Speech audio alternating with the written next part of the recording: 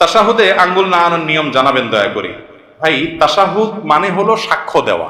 তাশাহুদ মানে কি? সাক্ষ্য দেওয়া। আমরা তাশাহুদের সময় আঙ্গুল দিয়ে ইশারা দেই না? অনেকে দেন, অনেকে দেন না। না দিলে নামাজ হয়ে যাবে, কিন্তু ওই যে লবণ ছাড়া তরকারির মতো, এটা সুন্নত হলো না। সুন্নত হলো ইশারা করা। ইশারা কেন করব? কারণ এই আঙ্গুলটাকে বলা হয় শাহাদাত আঙ্গুল। শাহাদাত মানে কি? সাক্ষ্য। এই আঙ্গুলটাকে বলা হয় সাক্ষী দেওয়ার আঙ্গুল। কেন? কারণ সাধারণত আদালতে, বিচারে, কোনো কিছুতে সাক্ষী দিতে হলে আঙ্গুলটা ব্যবহার হয়। অমুক এটা করেছে, অমুক এটা করেছে, এটা দেখায়া যে কোনো কিছুকে ফিক্স করা হয়। এই জন্য এটাকে সাক্ষী দেওয়ার আঙ্গুল বলা হয়।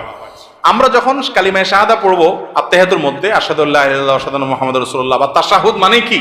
সাক্ষ্য দেওয়ার দোয়া বা সাক্ষ্য দেওয়ার বাক্য, কালিমা। এটা পাঠের সময় আমরা আঙ্গুল তুলে সাক্ষ্য দেব। মুখে সাক্ষ্য দিচ্ছি, আবার আঙ্গুল তুলেও কি দিচ্ছি? আমি সাক্ষ্য দিচ্ছি যে আল্লাহ ছাড়া কোনো সত্যিকারের কোনো মাবুদ নাই।